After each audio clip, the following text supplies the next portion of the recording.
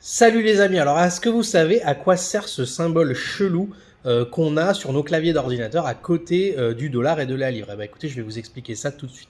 Alors déjà, son vrai nom, on appelle ça le currency sign ou le scarabée.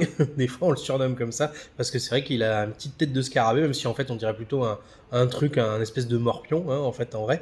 Et en fait, c'est un symbole qui a été inventé dans les années 70. C'était en fait le symbole de la monnaie générique. Quand on savait pas quel symbole mettre, parce qu'à l'époque, eh ben, on n'avait pas forcément le symbole dollar, livre, bon, l'euro encore moins, le franc, on va dire, hein. Et donc, quand on savait pas quoi mettre, hein, et ben, du coup, on appuyait sur ce symbole qui était en fait le symbole de la monnaie, mais on n'avait pas forcément la touche nécessaire pour écrire la vraie devise à l'intérieur. Alors maintenant, effectivement, il est plus du tout utilisé, on l'utilise quasiment plus. Mais si vous êtes attentif, on le retrouve sur Word, par exemple. Quand on se met en mode afficher tout dans les tableaux, hein, on le retrouve pour nous indiquer les cellules dans le tableau Word comme ça.